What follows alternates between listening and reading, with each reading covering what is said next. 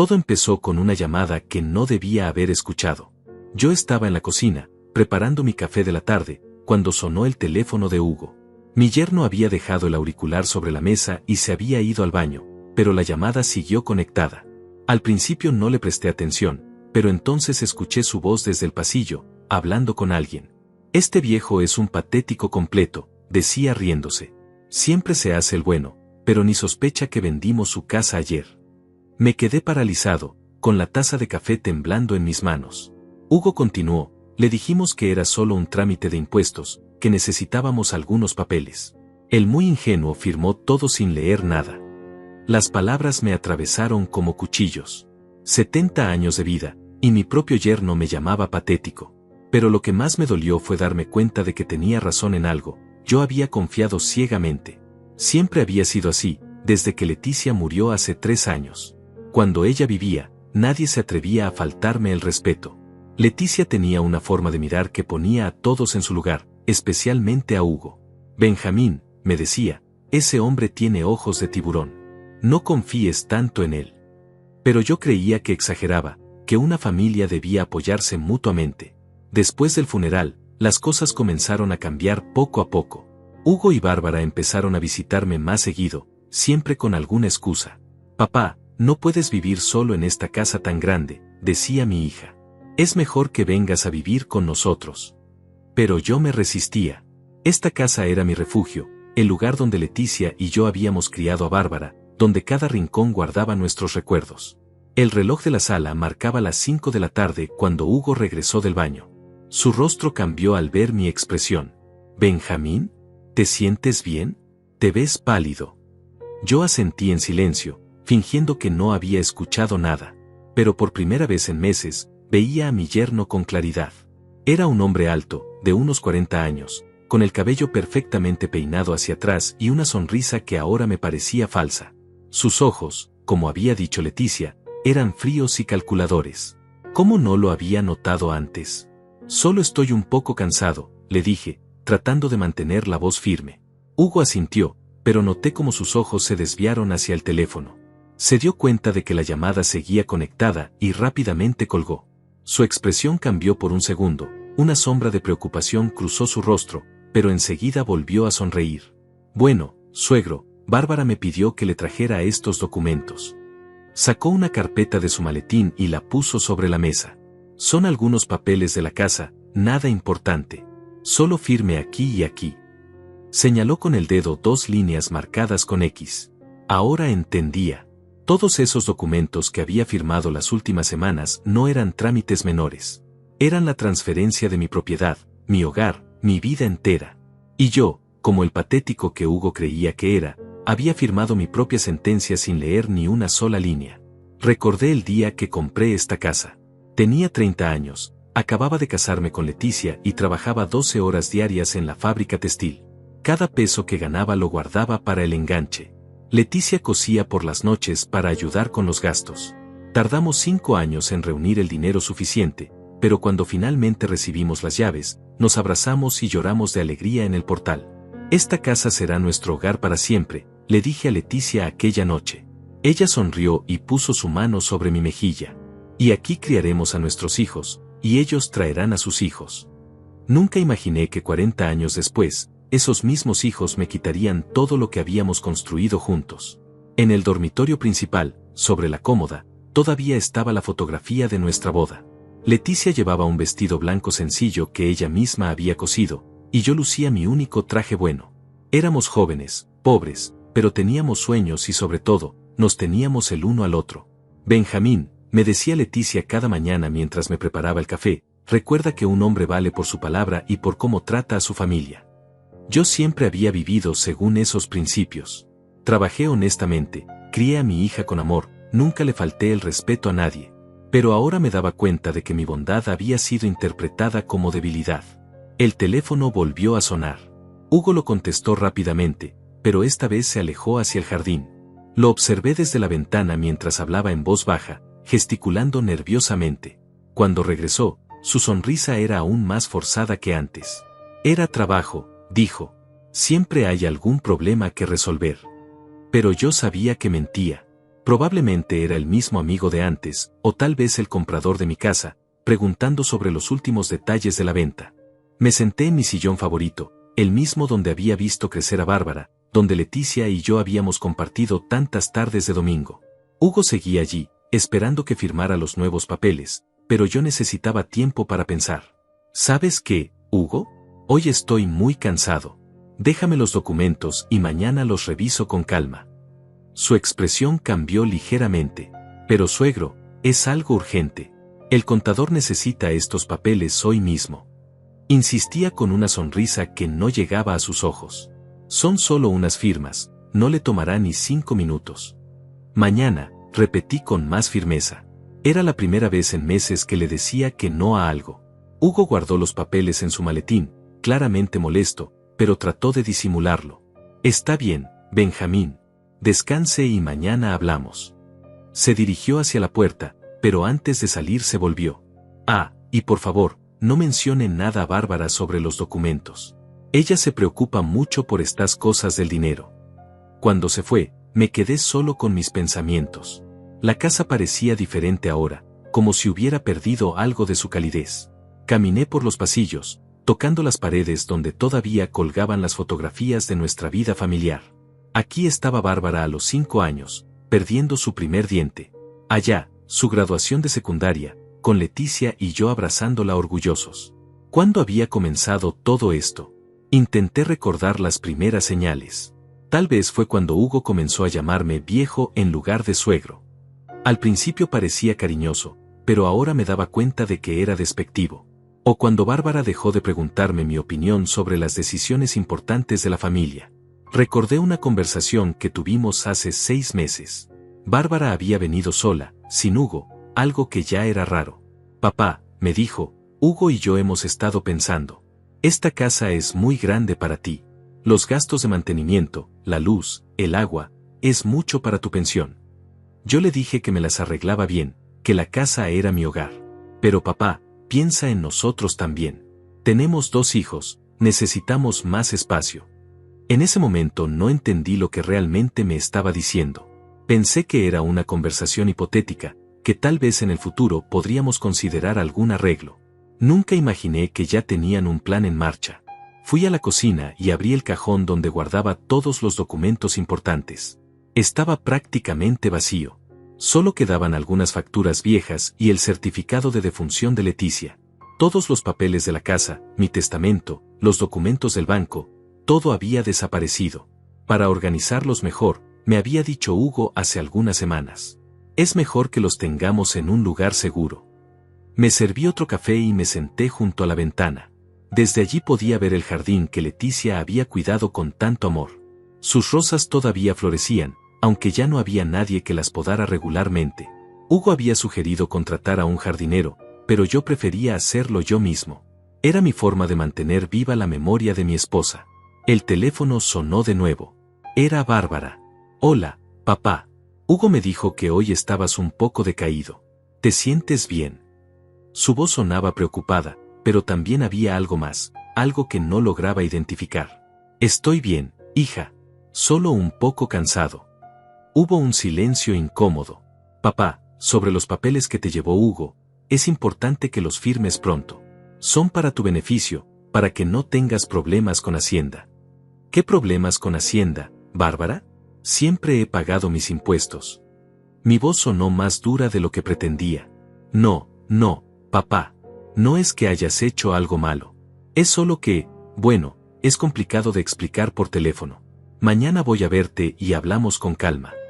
Después de colgar, me di cuenta de que mi hija también estaba actuando de manera extraña. Había algo ensayado en sus palabras, como si hubiera practicado lo que me iba a decir. ¿Cuándo había dejado de ser espontánea conmigo? ¿Cuándo había comenzado a tratarme como si fuera un niño que necesita que le expliquen las cosas de manera simple? Esa noche no pude dormir. Cada ruido de la casa me sobresaltaba. Por primera vez en años, me sentí inseguro en mi propio hogar. Caminé hasta el dormitorio principal, donde todavía conservaba todas las cosas de Leticia. Su perfume seguía en el tocador, su cepillo de cabello en el mismo lugar donde lo había dejado la última vez. Leticia, susurré en la oscuridad, tenías razón sobre Hugo. Perdóname por no haberte hecho caso. Abrí el cajón de su mesa de noche, donde guardaba sus joyas. El collar de perlas que le había regalado para nuestro 20º aniversario seguía allí, junto con los aretes que habían sido de su madre. Al menos esto no se lo habían llevado todavía. En el fondo del cajón, mis dedos tocaron algo que no recordaba haber visto antes. Era un sobre cerrado, con mi nombre escrito en la caligrafía de Leticia. Mi corazón comenzó a latir más fuerte. ¿Cómo era posible que no lo hubiera visto antes? El sobre estaba sellado y tenía fecha de hace 4 años, un año antes de que ella muriera. Lo sostuve entre mis manos, temblando. Leticia había escrito algo para mí, algo que había guardado en secreto. Con cuidado, abrí el sobre. Adentro había una carta y una pequeña llave dorada que no reconocí. Con las manos temblorosas, desdoblé la carta de Leticia. Su letra, siempre tan cuidada y elegante, me transportó inmediatamente a todos esos años compartidos. Mi querido Benjamín, comenzaba, si estás leyendo esto es porque ya no estoy contigo, y probablemente estás enfrentando problemas que yo temía que llegaran. Mis ojos se llenaron de lágrimas mientras continuaba leyendo. Conozco tu corazón noble, mi amor. Siempre has creído en lo mejor de las personas, especialmente de nuestra familia. Pero he notado cosas que me preocupan profundamente. Hugo no es el hombre que aparenta ser, y me duele decir que nuestra Bárbara está cambiando bajo su influencia. La carta continuaba. Durante mis últimos meses, cuando estaba enferma, escuché conversaciones que no debía haber escuchado. Hugo hablaba por teléfono sobre nuestras propiedades, sobre tu pensión, sobre planes para el futuro que no te incluían como dueño de tu propia vida. Bárbara lo defendía, decía que era, por tu bien, que eras demasiado confiado para manejar las finanzas. Me detuve un momento, limpiándome las lágrimas. Leticia había sabido todo esto y nunca me había dicho nada directamente. Pero por supuesto, ella conocía mi carácter. Sabía que yo nunca habría creído algo así de mi propia hija sin pruebas contundentes. Por eso he tomado precauciones, continuaba la carta. La pequeña llave que encontraste abre una caja de seguridad en el Banco Central, sucursal del centro. El número es 2847. Allí encontrarás documentos que te protegerán, copias de todo lo importante, y algo más que te dará fuerzas para enfrentar lo que viene. Mi corazón latía aceleradamente. Leticia había estado preparándose para esto, protegiéndome incluso después de su muerte. Benjamín, recuerda que un hombre no se define por lo que le quitan, sino por cómo responde cuando le quitan todo. Tú eres más fuerte de lo que crees, y más inteligente de lo que ellos imaginan. La carta terminaba, no permitas que te traten como un estorbo en tu propia vida. Esta casa, todo lo que construimos juntos, es tuyo por derecho. Pero más importante que cualquier propiedad es tu dignidad. Lucha por ella, mi amor. Yo estaré contigo en cada paso que des. Con todo mi amor eterno, tu Leticia. Guardé la carta contra mi pecho y lloré como no había llorado desde el funeral. Pero estas no eran lágrimas de tristeza, sino de gratitud y determinación. Mi esposa, incluso en sus últimos días, había pensado en mi bienestar. Había sido mi guardiana silenciosa, preparando el camino para que yo pudiera defenderme. Al día siguiente, muy temprano, me dirigí al banco. Era un edificio viejo pero elegante en el centro de la ciudad, donde Leticia y yo habíamos abierto nuestra primera cuenta corriente cuando éramos jóvenes. El empleado me guió hasta la sala de cajas de seguridad en el sótano. Mis manos temblaron al insertar la llave. Dentro de la caja había varios documentos cuidadosamente organizados en carpetas. La primera contenía copias de todos los papeles de la casa, escrituras, certificados de propiedad, recibos de pagos del impuesto predial. Todo estaba a mi nombre, como correspondía. La segunda carpeta contenía algo que me sorprendió: fotografías de Hugo entrando y saliendo de oficinas inmobiliarias, imágenes de él reuniéndose con hombres que no conocía, copias de cheques con su firma. Leticia había contratado a alguien para que lo siguiera.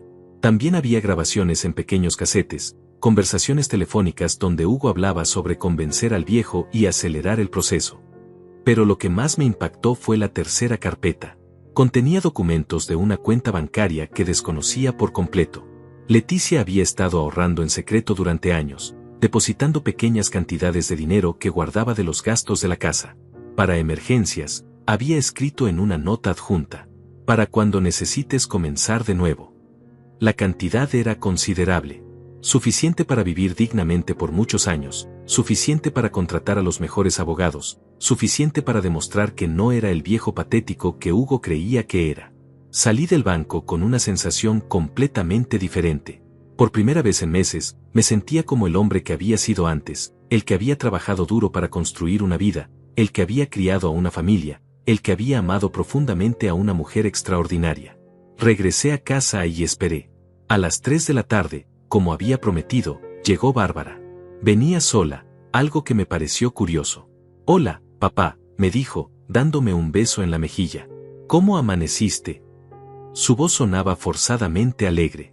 «Bien, hija. Muy bien». Me senté en mi sillón y la observé detenidamente. Era hermosa, se parecía mucho a Leticia cuando era joven. Pero había algo en su expresión que me dolía ver, una dureza que no recordaba de antes. «Papá, quería hablar contigo sobre los documentos de ayer». Se sentó en el sofá, al borde, como si estuviera lista para salir corriendo. «Es importante que los firmes pronto. Hugo está muy preocupado por tu situación legal». «¿Qué situación legal, Bárbara?». Mantuve mi voz calmada, aunque por dentro estaba ardiendo. «Hasta donde yo sé, no tengo problemas con la ley». Ella se removió incómoda. «Bueno, no es que tengas problemas. Es que, mira, papá, a tu edad es normal que se te olviden cosas. Los impuestos, los pagos, las fechas. Hugo solo quiere ayudarte a organizarte mejor». «Se me olvidan cosas». La frase me molestó profundamente.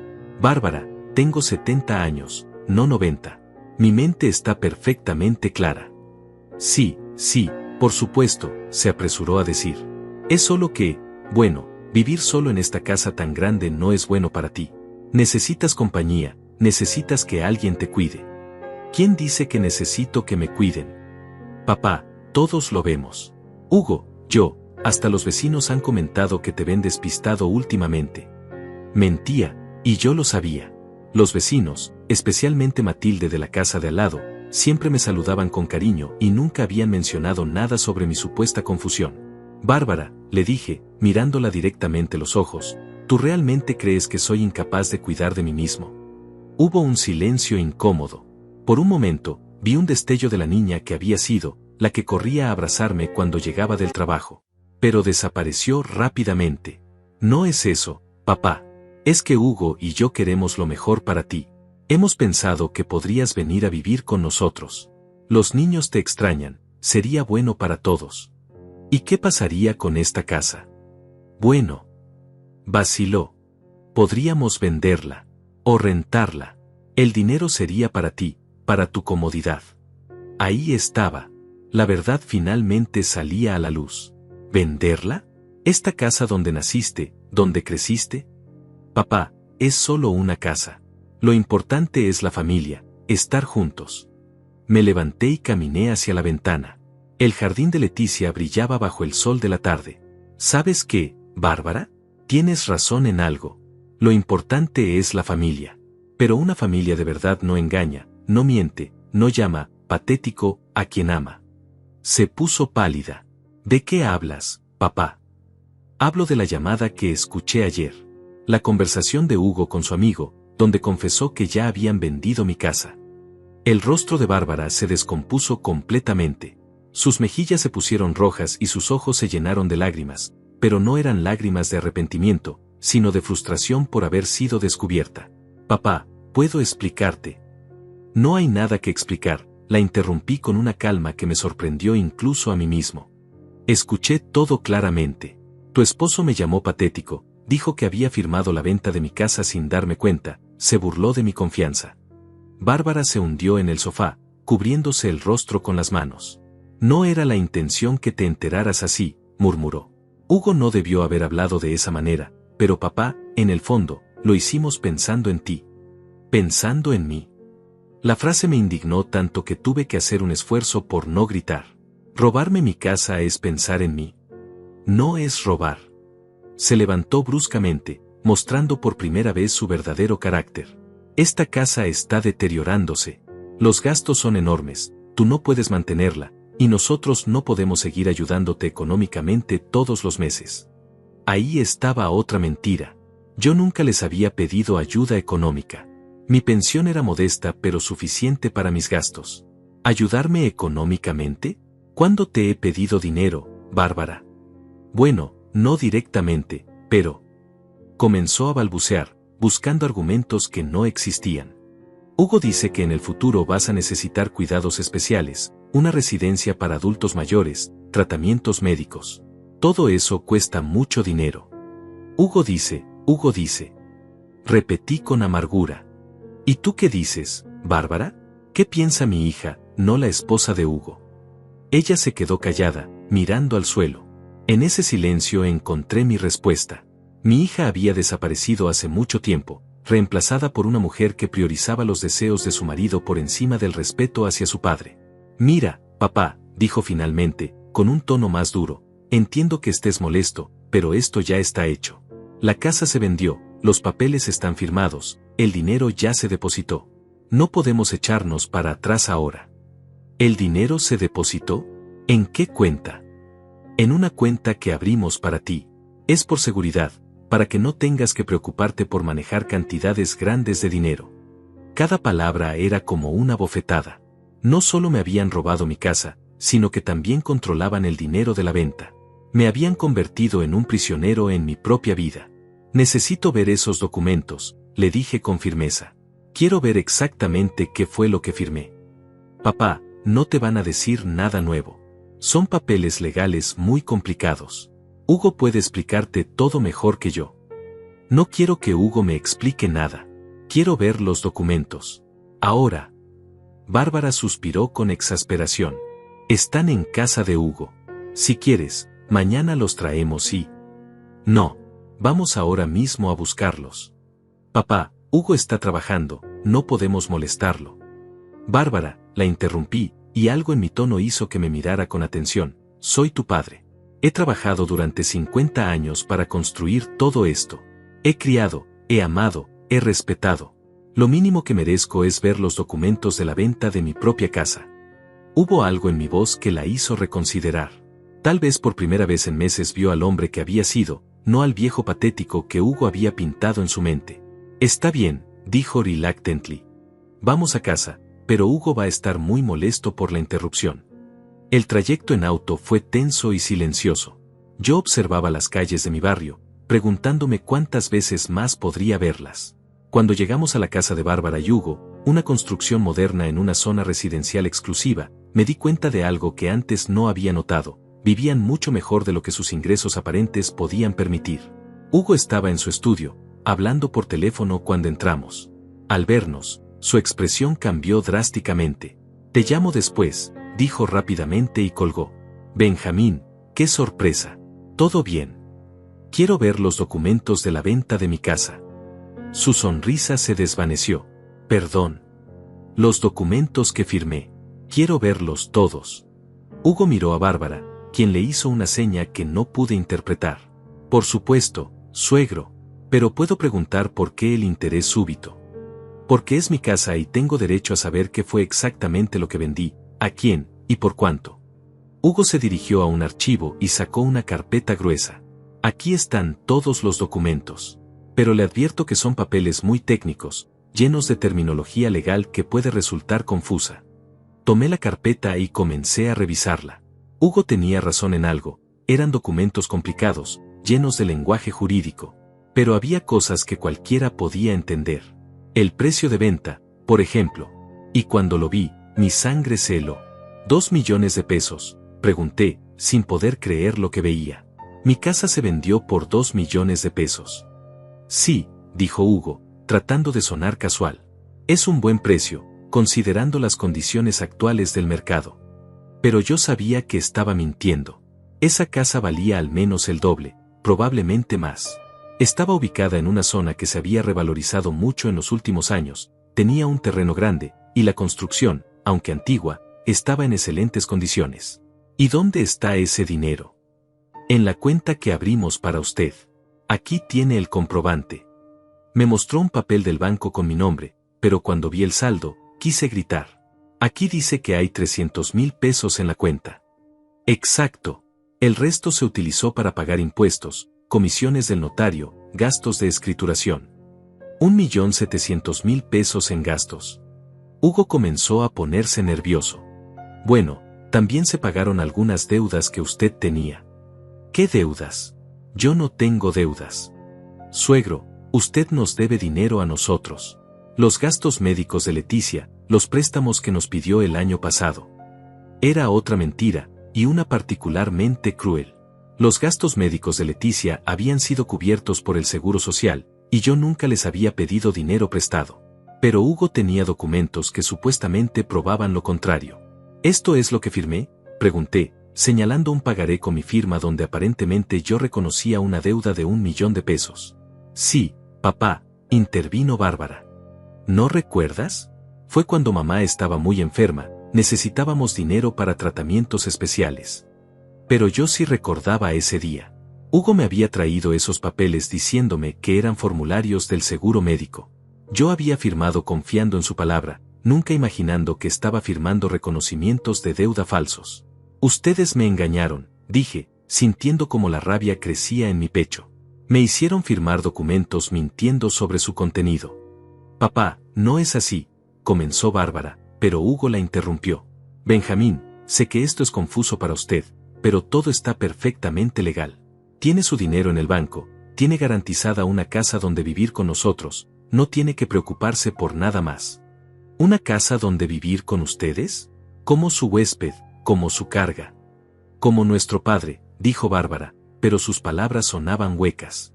No, respondí, levantándome con toda la dignidad que pude reunir. Un padre se respeta, se consulta, se incluye en las decisiones. Lo que ustedes han hecho conmigo es tratarme como a un incapaz mental.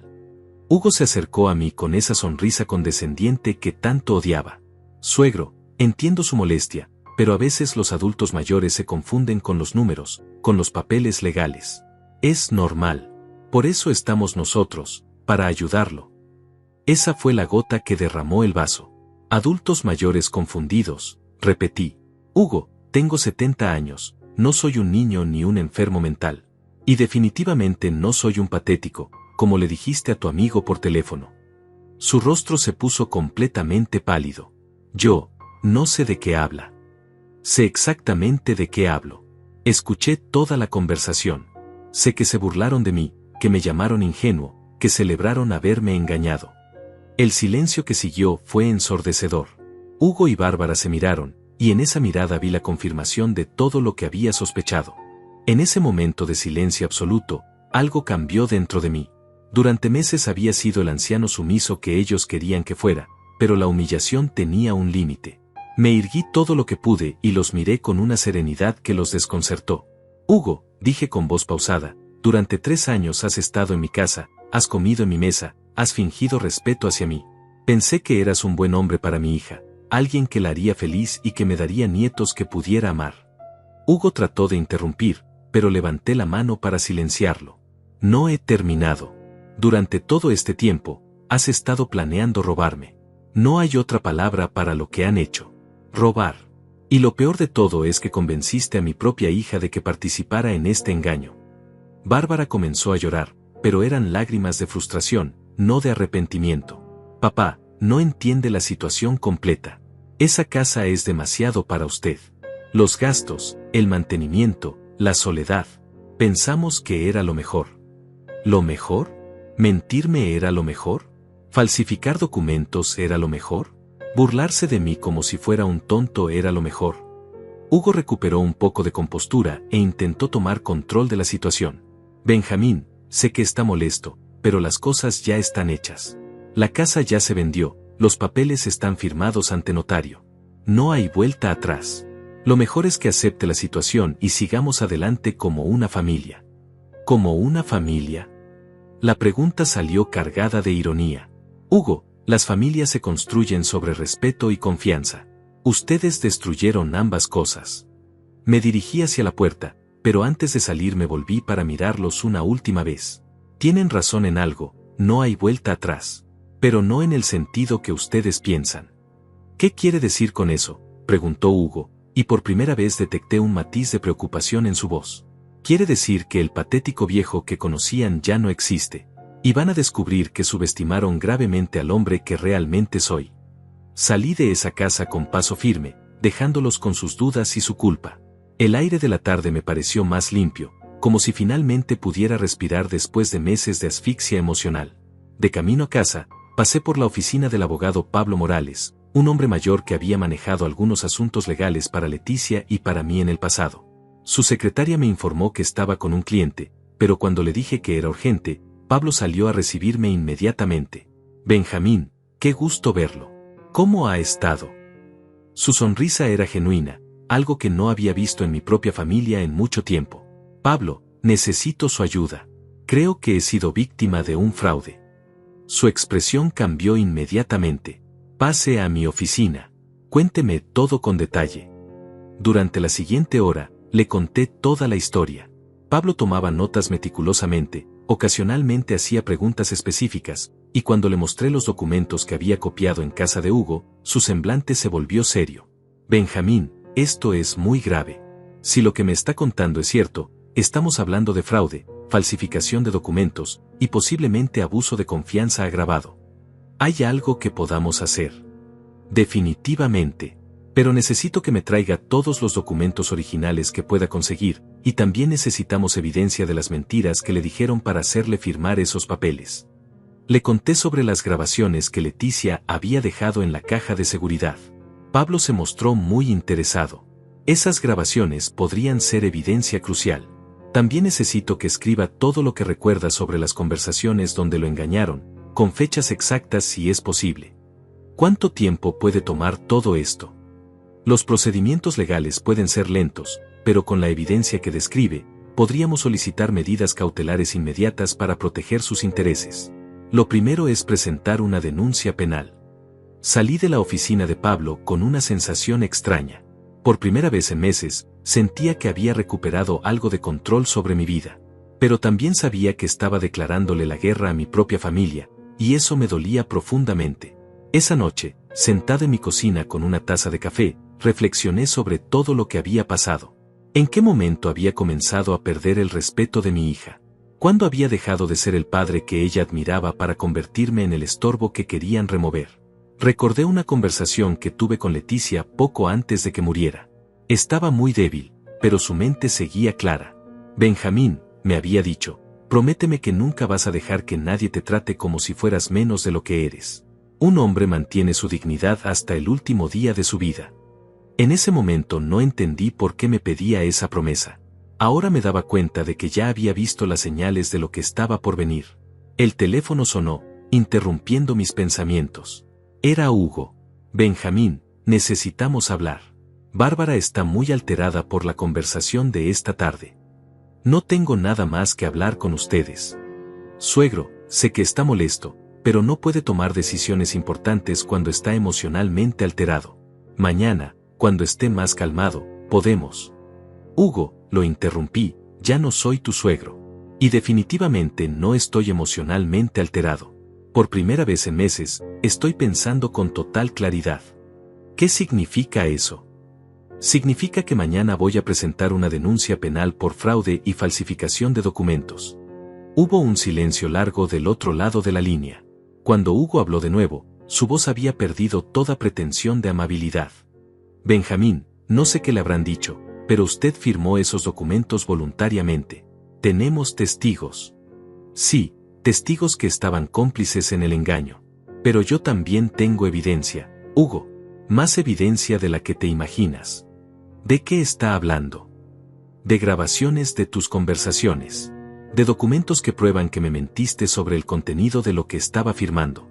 De evidencia que demuestra que el precio de venta fue muy inferior al valor real de la propiedad. Esta vez el silencio fue aún más largo. Podía imaginar a Hugo procesando las implicaciones de lo que acababa de escuchar.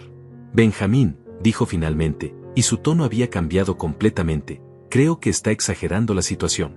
Podemos resolver esto en familia, sin necesidad de involucrar a abogados o autoridades. ¿Ahora quieres resolver las cosas en familia? Cuando me robaste mi casa, ¿pensaste en la familia? Cuando te burlaste de mí con tus amigos, ¿pensaste en la familia? Yo nunca, mire, tal vez me expresé mal en esa conversación telefónica, pero... Hugo, la conversación que escuché fue muy clara. No había ambigüedad en tus palabras ni en tu tono. Está bien, está bien. Tal vez dije cosas que no debía haber dicho. Pero el asunto de la casa realmente era por su bien. Usted no puede manejar una propiedad tan grande a su edad. Esa decisión era mía, no tuya. Benjamín, seamos realistas. Usted está mayor, a veces se confunde. Basta. Mi voz sonó más dura de lo que había pretendido. No estoy confundido, Hugo. Veo la situación con perfecta claridad. Ustedes me estafaron, y ahora van a enfrentar las consecuencias. ¿Y qué va a pasar con Bárbara? ¿Con sus nietos? ¿Realmente va a destruir a su propia familia por una casa? Era un golpe bajo, y Hugo lo sabía. Pero ya no iba a permitir que manipulara mis emociones. Mi familia se destruyó el día que decidieron tratarme como a un objeto que podían mover a su conveniencia. Yo no estoy destruyendo nada. Solo estoy defendiendo lo que es mío. Colgué el teléfono y apagué las luces de la casa. Esa noche dormí mejor de lo que había dormido en meses. Por primera vez desde la muerte de Leticia, me sentía como el hombre que había sido, alguien que valía la pena respetar. Al amanecer del día siguiente, me levanté con una determinación que no había sentido en años. Después de desayunar, me dirigí nuevamente al banco para recoger todos los documentos de la caja de seguridad de Leticia. Esta vez los estudié con más detenimiento, y lo que encontré me confirmó que mi esposa había sido increíblemente previsora. Entre los papeles había una evaluación del valor real de la casa, hecha por un perito evaluador apenas 6 meses antes de su muerte. Según ese documento, la propiedad valía al menos 4 millones de pesos, el doble de lo que Hugo había declarado como precio de venta. También encontré copias de conversaciones de WhatsApp que alguien había impreso, donde Hugo discutía con una persona llamada socio sobre acelerar el proceso con el viejo y sacar el máximo provecho antes de que se dé cuenta. Pero lo más revelador eran las grabaciones. Leticia había logrado grabar varias conversaciones telefónicas de Hugo, probablemente usando algún dispositivo que había instalado secretamente en la casa. En una de ellas, escuché a Hugo hablando con lo que parecía ser un notario corrupto sobre cómo hacer que los documentos parezcan legítimos y asegurar que el viejo no entienda lo que está firmando. Con toda esta evidencia, me dirigí a la oficina de Pablo Morales. Cuando le mostré los documentos y le reproduje parte de las grabaciones, su expresión se volvió grave. Benjamín, esto es mucho más serio de lo que pensé inicialmente. No solo es fraude, sino que hay evidencia de una conspiración criminal. Ese notario que mencionan en las grabaciones también está en problemas. ¿Qué podemos hacer? Vamos a presentar una denuncia penal completa y solicitar que se congelen inmediatamente todos los activos relacionados con la venta. También vamos a pedir que se anule la transacción por vicio en el consentimiento. Pablo comenzó a trabajar inmediatamente en los documentos legales. Mientras tanto, yo me dirigí a la notaría donde supuestamente se había formalizado la venta. Quería hablar con el notario personalmente, pero cuando llegué, me informaron que el licenciado Elías Sandoval había salido de la ciudad por asuntos familiares urgentes y no se sabía cuándo regresaría. Eso me pareció muy sospechoso. Pedí hablar con algún empleado que hubiera estado presente durante la firma de mis documentos. Una secretaria joven, muy nerviosa, me atendió. Señor, yo no estaba aquí ese día, tartamudeó. Fue mi día libre. ¿Y quién más estaba presente además del notario? No lo sé. Tendría que revisar los registros. Era evidente que la muchacha sabía más de lo que decía, pero también era claro que tenía miedo. Decidí no presionarla más y me retiré, pero no antes de solicitar copias certificadas de todos los documentos relacionados con la venta de mi casa. Cuando regresé a casa al mediodía, encontré a Bárbara esperándome en la entrada. Tenía los ojos rojos de llorar y parecía no haber dormido en toda la noche. Papá, necesitamos hablar, me dijo con voz quebrada. Por favor, déjame explicarte todo. La hice pasar, pero esta vez no le ofrecí café ni traté de hacerla sentir cómoda. Me senté en mi sillón y esperé a que hablara. Papá, sé que lo que hicimos estuvo mal. Sé que debimos haberte consultado, pero la situación era muy complicada. ¿Qué situación, Bárbara? Ella se removió incómoda en el sofá. Hugo tiene deudas. Grandes deudas. Con gente peligrosa. Esta revelación me sorprendió, pero también me llenó de una nueva indignación. ¿Entonces vendieron mi casa para pagar las deudas de juego de tu marido? No eran de juego, se apresuró a aclarar. Eran inversiones que salieron mal. Hugo había puesto dinero en unos negocios que resultaron ser fraudulentos. Perdió todos nuestros ahorros y además quedó debiendo. Y decidieron que yo debía pagar por sus errores. No fue así, papá. Al principio Hugo iba a pedir un préstamo bancario, pero los intereses eran altísimos. Entonces pensamos que tal vez podrías ayudarnos temporalmente. ¿Temporalmente? Bárbara, vendieron mi casa. Eso no es temporal. Las lágrimas comenzaron a rodar por sus mejillas. La idea original era pedirte prestado usando la casa como garantía. Pero cuando fuimos al banco, nos dijeron que por tu edad sería muy difícil aprobar el préstamo. Entonces el ejecutivo nos sugirió que sería más fácil si la casa estaba a nuestro nombre. ¿Y no se les ocurrió preguntarme si yo estaba de acuerdo? Hugo dijo que te íbamos a explicar todo después de resolver el problema, que una vez que pagáramos las deudas, te regresaríamos la casa.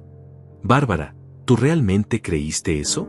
¿En serio pensaste que Hugo iba a regresarme mi casa una vez que la tuviera en sus manos?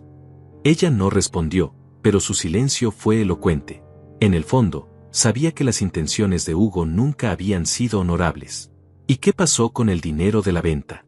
Porque según los documentos que vi, solo hay 300,000 pesos en la cuenta que abrieron para mí. Se usó para pagar las deudas de Hugo. ¿Todas? 1.700.000 pesos en deudas. Bárbara se quebró completamente. No, papá, no todas. Hugo usó parte del dinero para otros gastos. Dijo que era una compensación por todos los problemas que había tenido que resolver. Cada palabra era como un clavo en mi corazón. No solo me habían robado, sino que Hugo había tenido la audacia de considerarlo una compensación por sus servicios. Bárbara, le dije con voz pausada, durante 30 años te crié para que fueras una mujer íntegra, honesta, con valores. ¿Qué pasó con esa mujer? Papá, yo no quería que pasara así, pero Hugo me convenció de que era lo mejor para todos. Me dijo que tú no podrías manejar el estrés de saber sobre sus problemas, que era mejor resolver todo sin preocuparte. ¿Y la conversación donde se burló de mí? Eso también era para mi bien. Bárbara se cubrió el rostro con las manos. Eso fue horrible.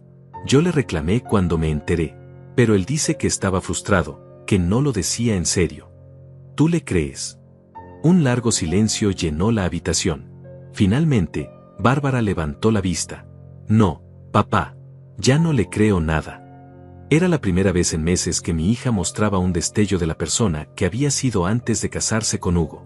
Pero era demasiado tarde para las disculpas. Bárbara, aprecio que hayas venido a contarme la verdad. Pero el daño ya está hecho.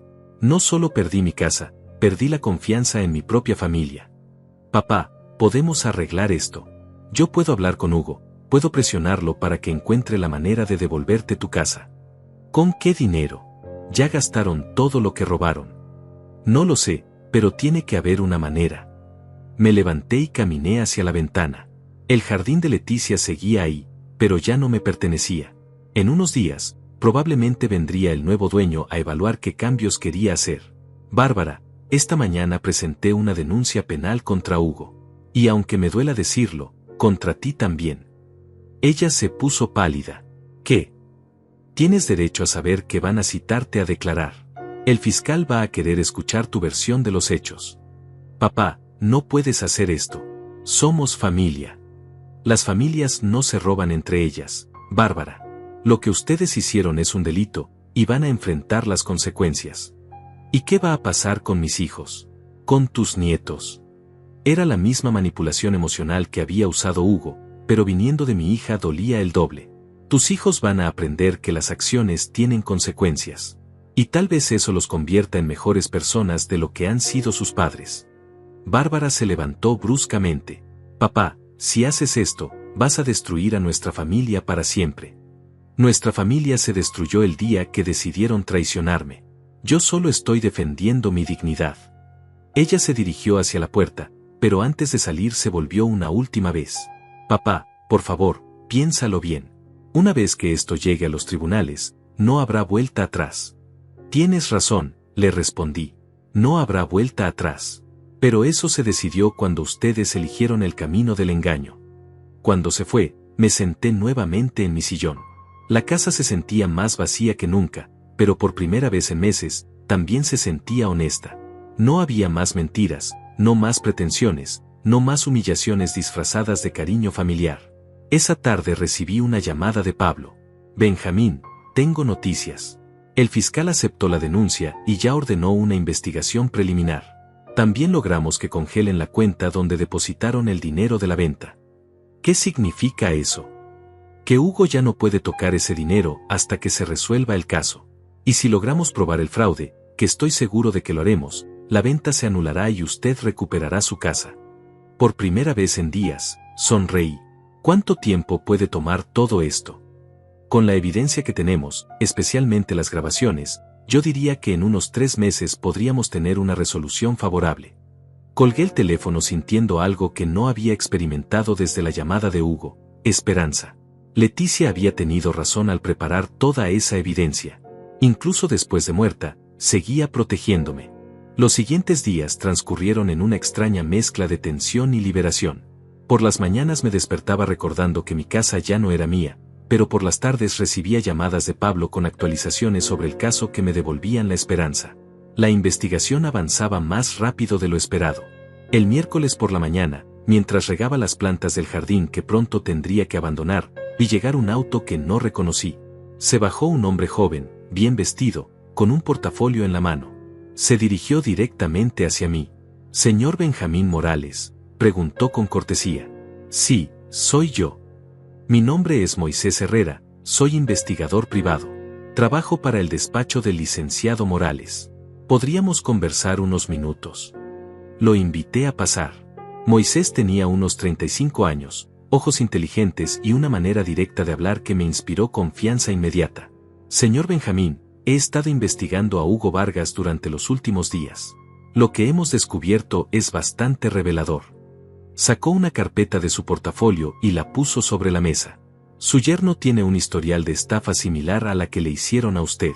Encontramos al menos 3 casos en los últimos 5 años donde ha engañado a personas mayores para quedarse con sus propiedades». Sentí un escalofrío recorrer mi espalda. «¿3 casos más?» «Sí. En todos usó el mismo patrón. Se gana la confianza de la familia, identifica al miembro más vulnerable, generalmente un adulto mayor, y luego ejecuta una estafa sofisticada que involucra documentos falsos y chantaje emocional». Moisés abrió la carpeta y me mostró fotografías de Hugo entrando y saliendo de diferentes casas, siempre acompañado de un hombre que no reconocí. «¿Quién es ese hombre que está con él?». «Se llama Lidia Rentería, pero en realidad es un hombre llamado Luis Rentería. Es su cómplice principal. Se hace pasar por notario, por abogado, por contador, según lo que necesiten para cada estafa. ¿Y el verdadero notario, Elías Sandoval? También está involucrado. Recibe un porcentaje de cada estafa a cambio de falsificar los documentos y hacer que todo parezca legal». La información era abrumadora. No solo había sido víctima de un engaño familiar, sino de una operación criminal organizada. Las otras víctimas recuperaron sus propiedades. Moisés negó con la cabeza tristemente. 2 de ellas murieron antes de que pudieran hacer algo. La tercera, una señora de 80 años, perdió su casa y ahora vive en un asilo público. Su familia nunca supo lo que realmente había pasado. La rabia que sentí en ese momento fue diferente a todo lo que había experimentado antes. No era solo por lo que me habían hecho a mí, sino por todas esas personas indefensas que habían sido víctimas de Hugo y su banda. ¿Qué necesitan de mí para detener a estos criminales? Su testimonio va a ser crucial, señor Benjamín. Pero también necesitamos que nos ayude a tender una trampa. Moisés me explicó el plan. Pablo había coordinado con la fiscalía para organizar una operación encubierta. La idea era que yo contactara a Hugo fingiendo que quería resolver las cosas en familia y lo convenciera de reunirse conmigo junto con sus cómplices. Durante esa reunión, que sería grabada, esperaban que Hugo confesara detalles de la estafa que pudieran usar como evidencia adicional. «¿Es seguro?», pregunté. «Completamente. Tendremos agentes encubiertos vigilando toda la reunión, y usted llevará un dispositivo de grabación oculto». Acepté participar en la operación. Esa misma tarde llamé a Hugo. «Hugo, he estado pensando en nuestra situación. Tal vez fui demasiado duro el otro día». Su voz se notaba cautelosa. «Benjamín, me da mucho gusto escuchar eso. Bárbara ha estado muy preocupada.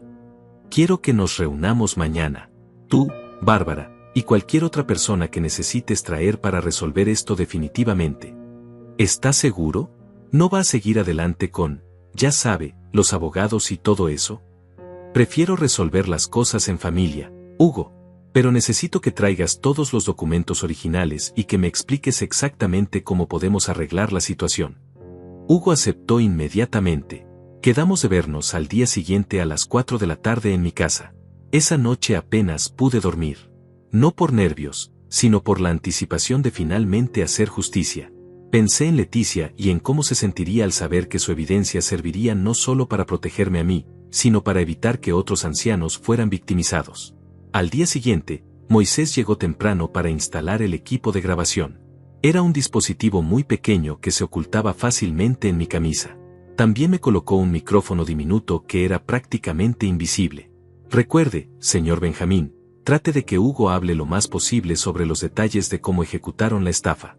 Mientras más específico sea, mejor evidencia tendremos. A las 4 en punto llegó Hugo, pero no venía solo. Lo acompañaba el hombre que había visto en las fotografías de Moisés, y para mi sorpresa, también venía el notario Elías Sandoval. Benjamín, dijo Hugo con una sonrisa nerviosa, le presento a mi socio Luis Rentería y al licenciado Sandoval, quien manejó todos los trámites de su casa. Los tres hombres entraron a mi sala como si fueran los dueños del lugar.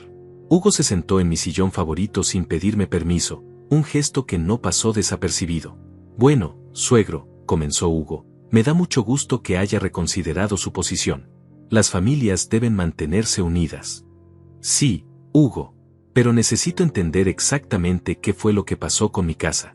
¿Puedes explicarme todo desde el principio? Hugo miró a sus cómplices antes de responder. Claro, Benjamín. Como le dije, necesitábamos resolver un problema económico urgente.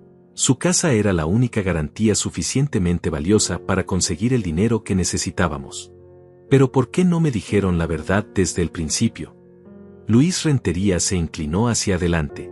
Señor Benjamín, la verdad es que a su edad, este tipo de decisiones pueden ser muy estresantes. Decidimos manejar todo nosotros para evitarle preocupaciones innecesarias. ¿Y cómo lograron que yo firmara la venta sin darme cuenta? El notario Sandoval sonrió con suficiencia. Fue bastante simple, en realidad. Preparamos los documentos de venta mezclados con otros papeles de rutina. Usted firmó todo sin leer, tal como esperábamos. ¿Y el precio de venta? ¿Por qué solo 2 millones cuando la casa vale mucho más? Hugo se relajó visiblemente, creyendo que yo había aceptado la situación.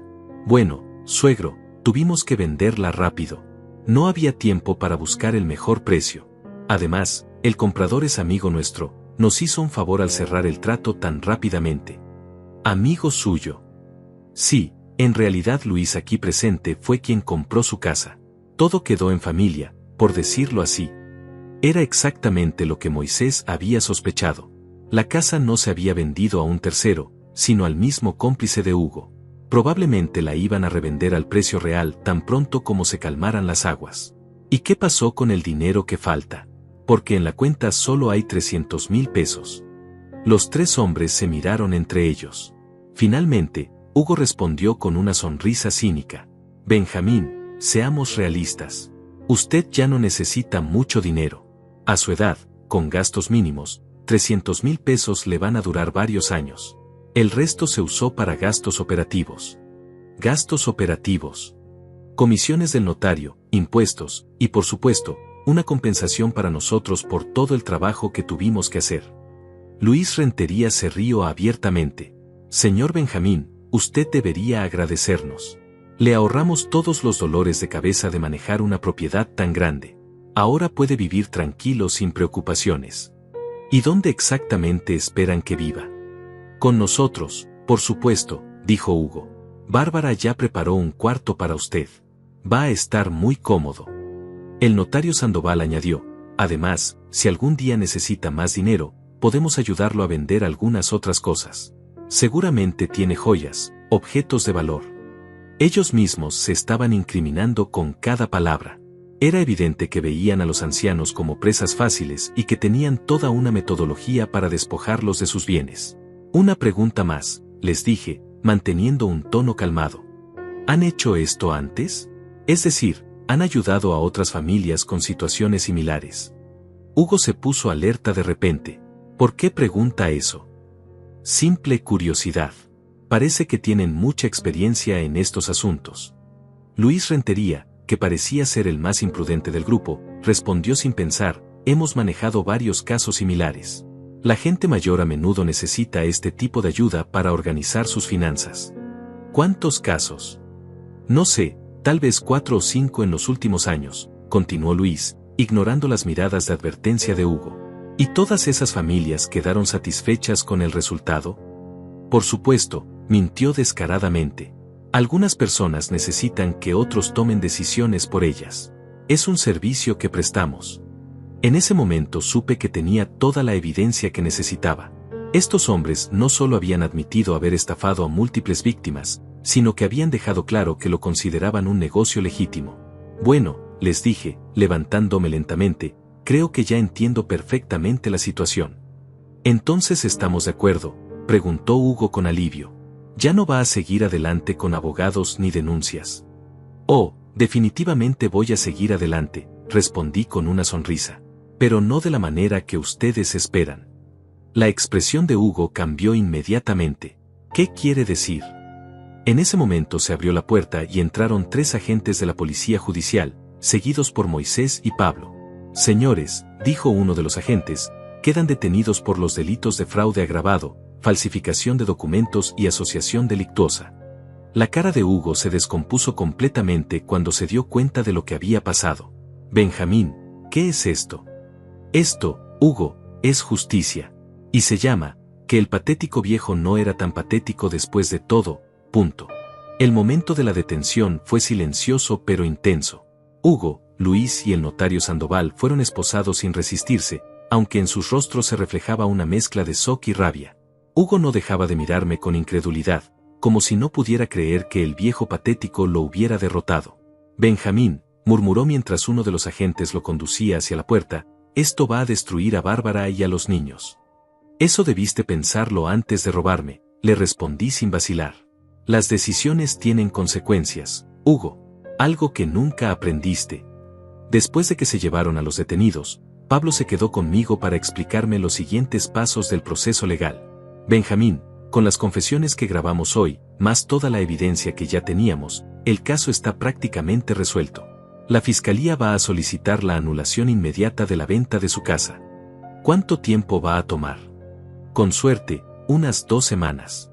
El juez va a revisar toda la evidencia, pero dado que tenemos confesiones grabadas de los acusados admitiendo el fraude, no creo que haya complicaciones. Moisés añadió, también queremos que sepa que gracias a su valiente participación en esta operación, vamos a poder ayudar a las familias de las otras víctimas. Algunas de ellas van a poder recuperar parte de lo que perdieron. Esa información me llenó de una satisfacción profunda. No solo había recuperado mi dignidad y probablemente mi casa, sino que había ayudado a hacer justicia para otras familias que habían sufrido el mismo engaño. Esa noche, por primera vez en meses, cené tranquilo. Preparé la comida favorita de Leticia, un guiso sencillo que ella solía hacer los domingos, y me senté a comer mirando su fotografía en la mesa. Lo logramos, mi amor, le dije en voz baja. Tu plan funcionó perfectamente. Al día siguiente recibí una llamada inesperada. Era Bárbara, y su voz sonaba completamente diferente a como la había escuchado en meses. No había rastro de la arrogancia o condescendencia que había desarrollado bajo la influencia de Hugo. Papá, dijo, y pude escuchar que estaba llorando, vi las noticias. Arrestaron a Hugo. Sí, Bárbara. Junto con sus cómplices. Papá, yo no sabía que él había hecho esto antes. No sabía que había estafado a otras personas. Su voz se quebró completamente. Cuando los policías vinieron a catear la casa, encontraron documentos de otras víctimas. Papá, había fotografías de ancianos, planes detallados de cómo engañarlos, era horrible.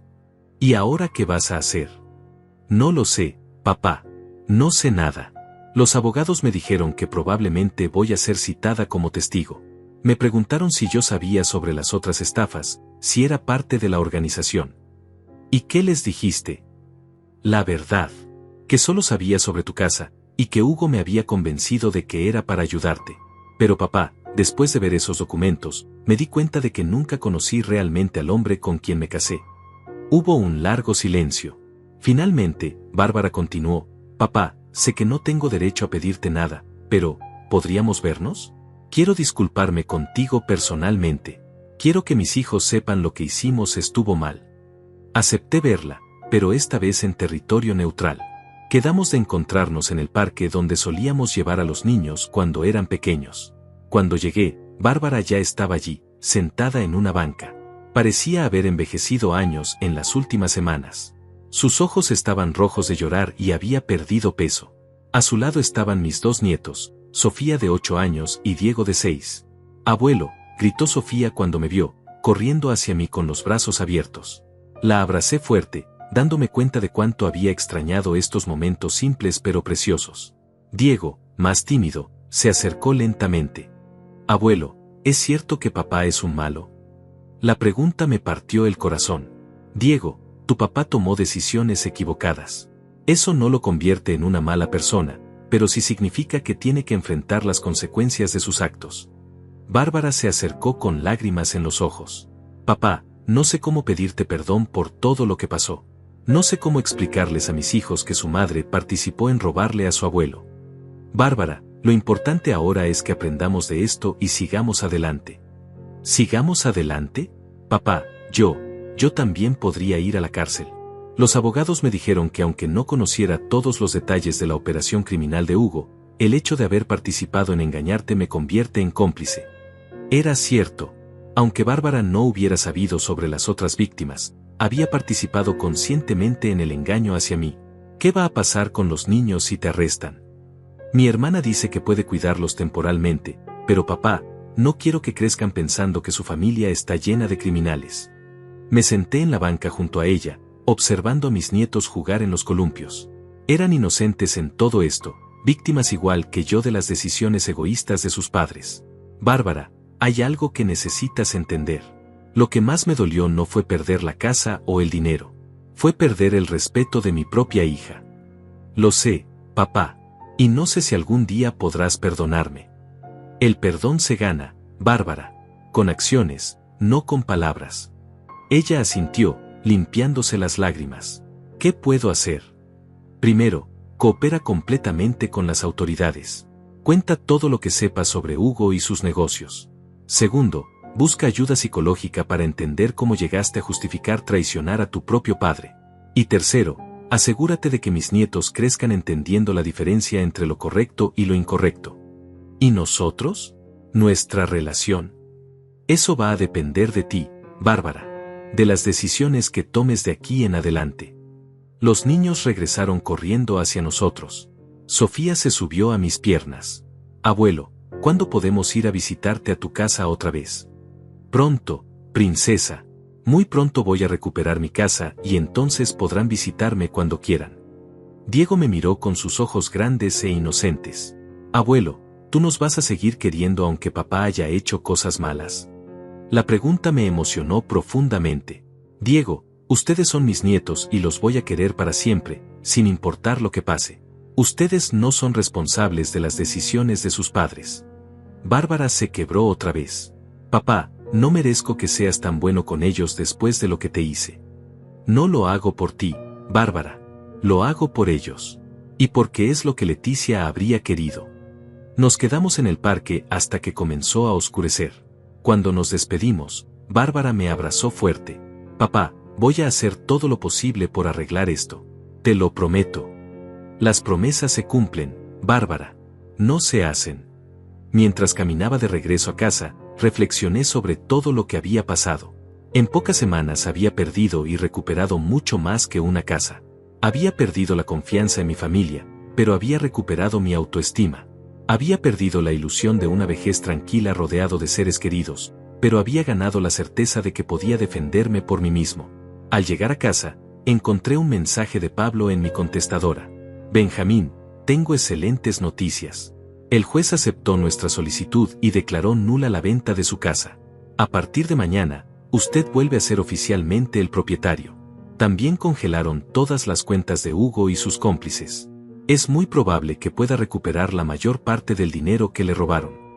Me senté en mi sillón favorito y miré alrededor de mi sala. Pronto todo esto volvería a ser oficialmente mío, pero más importante aún, ya había recuperado algo que nadie podía quitarme, mi dignidad. Esa noche, antes de dormir, abrí la cómoda de Leticia y saqué la carta que me había dejado. La leí una vez más, y cuando llegué a la parte donde decía un hombre no se define por lo que le quitan, sino por cómo responde cuando le quitan todo, sonreí. Gracias, mi amor, susurré, por cuidarme incluso después de partir. 6 meses después, me encontraba sentado en el mismo sillón donde había escuchado aquella conversación telefónica que cambió mi vida para siempre. Pero todo era diferente ahora. La casa había recuperado su calidez, el jardín de Leticia florecía bajo mi cuidado renovado, y por primera vez en años, me sentía verdaderamente en paz. La justicia había seguido su curso con una eficiencia que me sorprendió. Hugo fue sentenciado a 8 años de prisión por fraude agravado y asociación delictuosa. Luis Rentería recibió una condena similar, y el notario Sandoval perdió su licencia además de enfrentar una sentencia de 5 años. Todas las propiedades que habían robado fueron devueltas a sus dueños originales o a sus familias. Bárbara, fiel a su palabra, había cooperado completamente con las autoridades. Su testimonio fue crucial para desmantelar toda la red de estafas. Como resultado, recibió una sentencia suspendida y servicios comunitarios, pero lo más importante es que había comenzado un proceso real de cambio personal. La puerta se abrió y entró Sofía corriendo, seguida por Diego y Bárbara. Era sábado por la tarde, y habíamos establecido una nueva tradición, comidas familiares donde reconstruíamos lentamente los lazos que habían sido rotos. «Abuelo», gritó Sofía, abrazándome fuerte, «mira lo que hice en la escuela». Me mostró un dibujo donde aparecíamos ella, Diego, Bárbara y yo en el jardín de la casa. Notablemente, Hugo no aparecía en la imagen. «Está hermoso, princesa», le dije, dándole un beso en la frente. Diego se subió al sofá junto a mí. «Abuelo, ¿me enseñas otra vez a cuidar las rosas de la abuela?» «Por supuesto, campeón. Después de comer vamos al jardín». Bárbara se acercó con una sonrisa tímida. En estos meses había notado cambios profundos en ella. La arrogancia había desaparecido, reemplazada por una humildad genuina. Había comenzado terapia psicológica y por primera vez en años parecía estar reconectando con la mujer que había sido antes de casarse con Hugo. «¿Cómo te sientes hoy, papá?», me preguntó, como hacía cada vez que nos veíamos. «Bien, hija. Muy bien». Era cierto. Los últimos meses habían sido los mejores que había vivido desde la muerte de Leticia.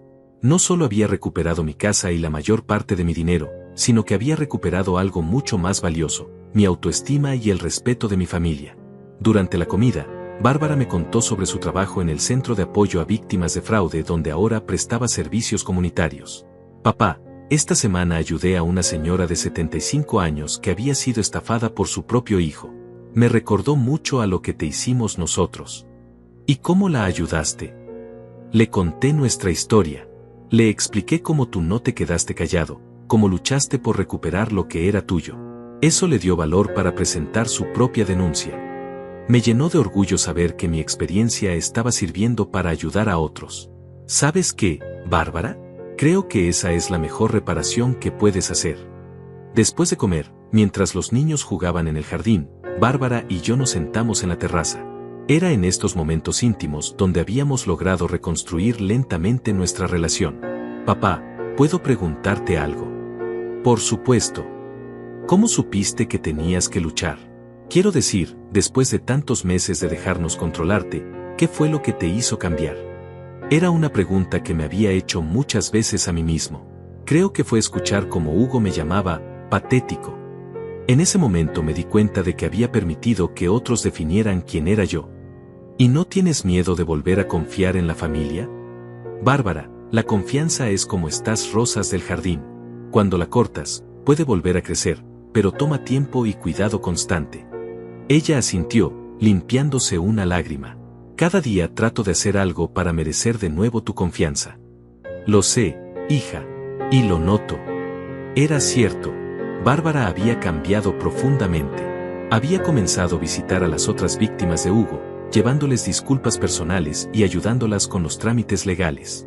También había insistido en que los niños supieran la verdad completa sobre lo que había pasado, adaptada a su edad, pero sin ocultarles la realidad.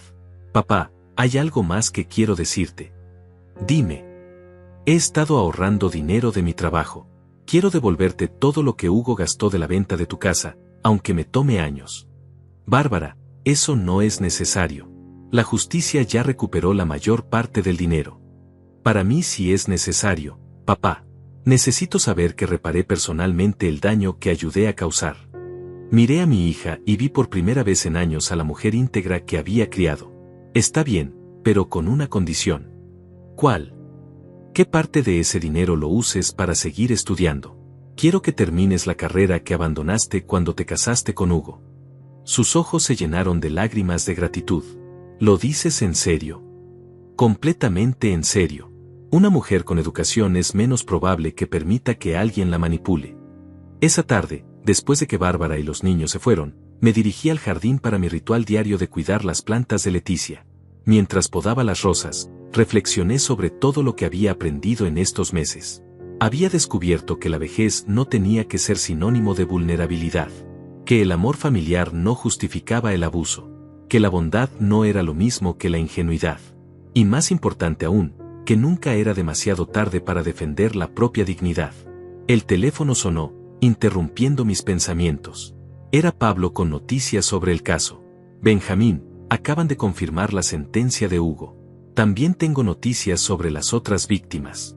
Gracias a la evidencia que proporcionó, hemos logrado recuperar propiedades por valor de más de 20 millones de pesos. ¿Y las familias? Todas han recuperado al menos parte de lo que perdieron. Usted inició algo muy importante, Benjamín. Su valentía ha ayudado a muchas personas. Después de colgar, me senté en el banco del jardín donde Leticia y yo solíamos tomar café por las tardes. El sol se estaba poniendo, pintando el cielo de naranja y rosa. ¿Sabes qué, mi amor?, le dije a su fotografía que siempre llevaba conmigo. Creo que por primera vez entiendo realmente lo que me quisiste enseñar con esa carta. Saqué la carta de mi bolsillo. Después de todos estos meses, seguía llevándola conmigo. No se trata solo de defender nuestras propiedades o nuestro dinero. Se trata de defender quienes somos como personas. Una brisa suave movió las hojas del árbol bajo el cual estábamos sentados, y por un momento tuve la sensación de que Leticia estaba allí conmigo, orgullosa de lo que había logrado. Esa noche, mientras cenaba solo en mi cocina, recibí una llamada inesperada. Era Matilde, mi vecina de toda la vida. Benjamín, ¿has visto las noticias? Están hablando de tu caso en televisión. Dicen que eres un héroe para los adultos mayores. Encendí la televisión y efectivamente, había un reportaje sobre el desmantelamiento de la red de estafadores. Mostraban fotografías de Hugo siendo arrestado, y al final, una foto mía saliendo del juzgado el día que recuperé oficialmente mi casa. Don Benjamín Morales se ha convertido en un símbolo de que los adultos mayores no tienen que ser víctimas silenciosas del abuso familiar, decía la reportera. Su valentía para denunciar y luchar por sus derechos ha inspirado a decenas de personas a alzar la voz contra situaciones similares. Apagué la televisión sonriendo. No me consideraba un héroe, solo un hombre que había decidido no permitir que lo trataran como menos de lo que era. Antes de irme a dormir, como hacía cada noche, me dirigí al dormitorio principal y abrí el cajón donde había encontrado la carta de Leticia. Allí guardaba ahora todos los documentos del caso, las sentencias, y las cartas de agradecimiento que había recibido de otras familias que habían sido ayudadas gracias a mi denuncia. Perdí la casa, el respeto y parte de mi historia, murmuré, recordando las palabras que había pensado meses atrás. Pero gané de vuelta la parte más importante, mi paz. Me acosté esa noche con la tranquilidad de saber que había recuperado no solo mi hogar, sino mi dignidad. Que mis nietos crecerían sabiendo que su abuelo no era un hombre al que se podía engañar impunemente. Y que Leticia, donde quiera que estuviera, sabía que había seguido su último consejo, nunca permitir que nadie me tratara como menos de lo que era. La casa estaba en silencio, pero era un silencio diferente al de los meses de humillación. Era el silencio de la paz recuperada, de la justicia cumplida, de un hombre que había demostrado que la verdadera fortaleza no viene de la edad o la salud física, sino del carácter y la determinación de no permitir que otros definan nuestro valor.